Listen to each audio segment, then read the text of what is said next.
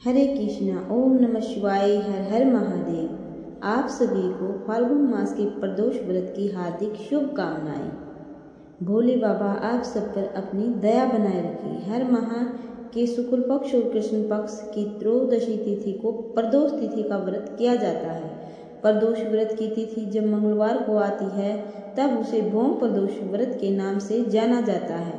भौम प्रदोष व्रत में कथा सुनना व कहना बहुत पुण्यदायी माना जाता है और इस कथा से पूजा भी पूरी होती है। मान्यता है कि भौम प्रदोष व्रत की कथा सुनने व कहने से देवों के देव महादेव का आशीर्वाद प्राप्त होता है और आर्थिक परेशानियों से भी मुक्ति मिलती है। आइए सुनते हैं भौम प्रदोष व्रत की कथा।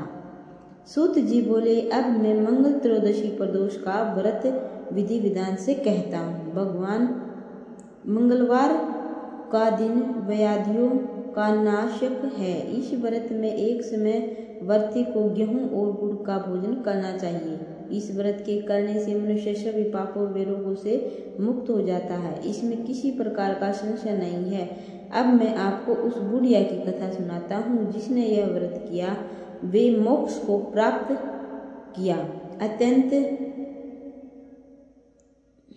प्राचीन काल की घटना है। एक नगर में एक बुढ़िया रहती थी। उसके मंगलिया नाम का एक पुत्र था। वृद्धा को हनुमान जी पर बड़ी श्रद्धा थी।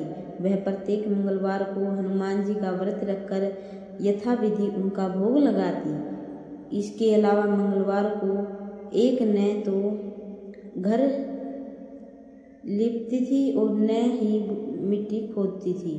इसी प्रकार से व्रत रखते हुए जब उसे काफी दिन बीत गए तो हनुमान जी ने सोचा कि चलो आज इस वृद्धा की श्रद्धा की परीक्षा लें। वे साधु का वेश बनाकर उसके द्वारे पर जा पहुंचे और पुकारा, है कोई हनुमान का भक्त जो हमारी इच्छा पूरी करे।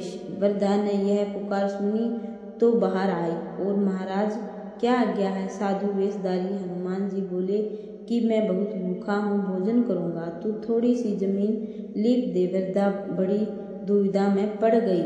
अंत में हाथ जोड़कर प्रार्थना की, हे महाराज, लीपने और मिट्टी खोदने के अतिरिक्त जो काम हो आप कहे वह मैं करने को तैयार हूँ। साधु ने 3 बार परीक्षा करने के बाद कहा, तू अपने बेटे को बुला, मैं उसे ओधा लिटाकर उसकी पीठ पर आग जलाकर भोजन बनाऊंगा। वृद्धा ने सुना तो पैरों तले की धरती खिसक गई, मगर वह वचन हार चुकी थी। उसने मंगलिया को पुकार कर साधु महाराज के हवाले कर दिया, मगर साधु ऐसे ही मानने वाले न थे। उन्होंने वृद्धा के हाथों से ही मंगलिया को ओधा लिटाकर उसकी पीठ पर आग जलवाई। आग जलाकर दुखी मन से वृद्धा अपने घर के अंदर जा घुसी।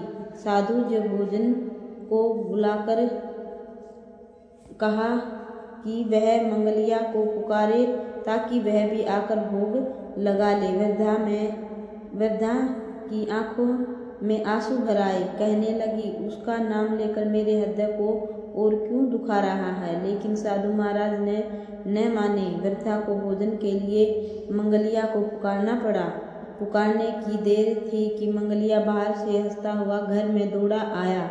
मंगलिया को जीता जागता देखकर वृद्धा को सुखद आश्चर्य हुआ। वह साधु महाराज के चरणों में गिर पड़ी। साधु महाराज ने उसे अपनी असली रूप में दर्शन दिए। हनुमान को अपने आंगन में देखकर वृद्धा को लगा कि जीवन सफल हो गया। बोलिए शिव शंकर भगवान की जय।